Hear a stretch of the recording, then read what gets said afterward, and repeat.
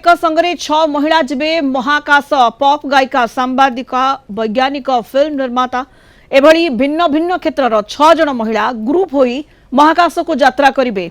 आज यही 6 महिला टीम जेफ बेजोस का कंपनी ब्लू ओरिजिन रो न्यू शेफर्ड रॉकेट जरिया रे महाकाश जिबे। प्रथम थर महिलांकर एक टीम महाकाश यात्रा करिवे। पूर्व 1963 रे रूस रो महाकाश यात्री वैलेंटिना टेरेस्कोवा एका एका महाकाश यात्रा करथिले। आज महाकाश यात्रा रे महाकाश जिबे पॉप गायिका केटी पेरी, सांबादिका गेल किंग, मानवाधिकार कर्मी तथा आईनजीवी आमांड इंगवेन, नासार पूर्वतन वैज्ञानिक आयशा बोवे एवं सिने निर्माता केरियन फ्लिन। एमानक सह महाकाश जिबे जेफ बेजोस को जने बांधवी लॉरेन सैंचेज। से यही ग्रुप को लीड करिवे। 6 जन महिला न्यू शेफर्ड 31 मिशन रे blue origin new shepherd rocket रे यात्रा करिवे। एही महाकाश यान संपूर्ण स्वयंचालित। एही यात्रा प्राय 11 मिनिट धरी चलिबो। न्यू शेफर्ड रो यात्री शब्दर गति ठारू 3 गुणा अधिक बेगरे कैप्सूल रे बसी महाकाश को यात्रा करिवे।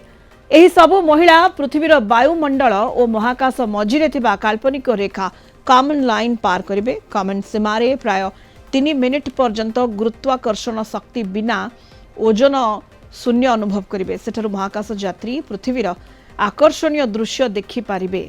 यापरे पृथ्वी पृष्ठ को फेरी आसिबे 6 महिला यात्री।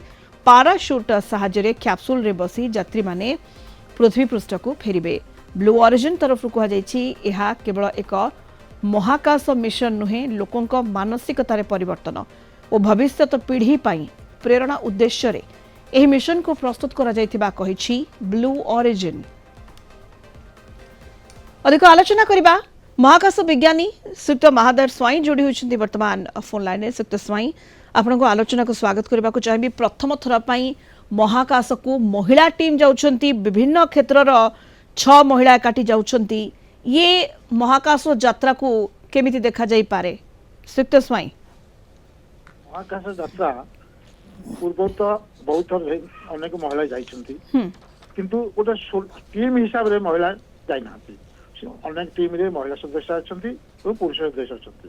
केवल वैलेंटिना टेरेस्कोवा 1963 मसीह एकाकी जाइथिले जणे महिला, किंतु वर्तमान एका संगे 6 जन महिला स्पेस को जाउछन्ति, महाकाश को जाउछन्ति। या निश्चय भावे गोटे गुरुत्वपूर्ण विषय और महिला मानकर जो आत्मविश्वास निश्चय भाव बढ़ेगा।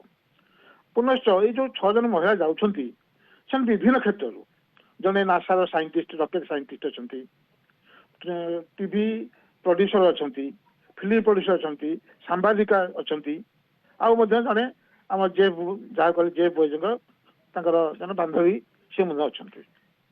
ये जो 6 जन जीवे से माने महाकाशर जो कार्बन रेखा अच्छी क्रॉस कर जीवे, पुणी पलि आसवे। टोटाल समय 11 मिनिट लगे। अच्छा, जो कार्बन रेखा विषय मुझे कहना चाहूँगी, आम महाकाश आरंभ केउठू या नहीं बहुत बाद विवाद चली। कारण आम जो पर्यटन पृथ्वीर आकर्षण अच्छी जो आकर्षण सरीज महाकाश आरंभ बोली कहुच्छे। किंतु यह बहुत दूर पर्यटन हजार हजार किलोमीटर पर्यटन किसी ना किसी आकर्षण अच्छी, किंतु 100 किलोमीटर पर 62 माइल पर यार आकर्षण बहुत मात्रा कमी जाऊँ। आम जो इंटरनेशनल एस्ट्रोनॉमिकल यूनियन अच्छी ज्योतिर्विद्या संघ से माने धरी ना 100 किलोमीटर पर जो रेखा से गोटे काल्पनिक रेखा टाणिदेले ता ना कार्बन रेखा। जो साइंटिस्ट कार्बन से बाहर करते तेणु पास करेंगे अतिक्रम करगले जम्मू कह से महाकाश को जाइए, महाकाश घोषणा कर।